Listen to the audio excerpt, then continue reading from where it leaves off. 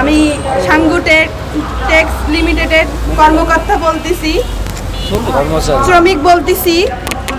আজকে আমাদের ঈদের সময় যে আমরা গেছিলাম বাড়িতে, তো আসার পরে আমাদের 13-র 1 ধারা দিয়ে বন্ধ করে দেয় ফ্যাক্টরি। আজও অবধি আমাদের ফ্যাক্টরি কোনো করা হয়নি, এখনো খুলে দেওয়া হয়নি। তা আমরা চাচ্ছি আমাদের ফ্যাক্টরি খুলে দিক।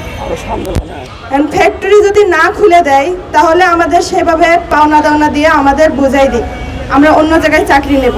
কিন্তু আমরা এখনো পর্যন্ত অন্য জায়গায় অ্যাপ্লাই করতে পারতেছি না চাকরির জন্য, আমরা চাকরি নিতে পারতেছি না।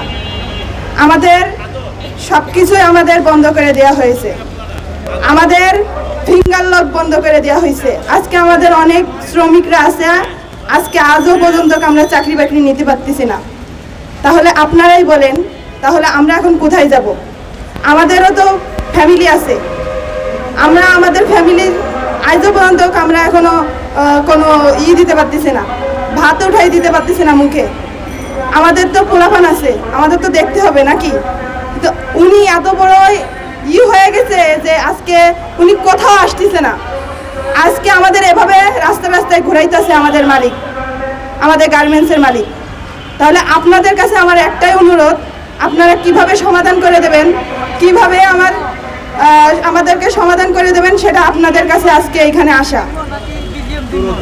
এখন আমরা গেছিলাম বিজিএমে, আমরা বিজিএমে 2 রাত 2 দিন আসিলাম, বৃষ্টিতে ভিজা, আমরা না খেয়া না দেয়। আমাদের অনেক মা বোনরা আছে, ওনারা প্রস্রাব পায়খানারও অনেক সমস্যা হয়েছে। তো ওইখানে আমরা অনেক 2টা দিন ধরে আমরা ওখানে ছিলাম, ওখান থেকে আমরা কোনো সমাধান পাইলাম না। তাহলে এখন আমাদের কি করণীয় উচিত সেটা আপনারাই বলে দেন। এখন আমরা বাধ্য হব আমাদের প্রধানমন্ত্রী ওনার কাছে যাওয়ার জন্য আমরা এখন অনুরোধ করতেছি। ওনাকে আমরা বলতেছি যে আমাদের ফ্যাক্টরি হয় চালাবে কি বন্ধ করে দেবে, সেটা আমাদেরকে পাওনা পাওনা দিয়ে বুঝাই দিক। আর যদি খুলে দেয় তাহলে আমরা এখনও বলতেছি, আমাদের অনেক শ্রমিকরা আছে, আমরা এখনও বলতেছি আমরা কর্ম করব, আমরা এখনও চাকরি বাকরি করব, আমরা ওখানেই করব, আমরা কাজ করব, আমরা ওখানেই করব।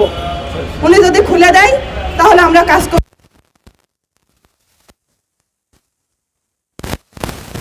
চাওয়া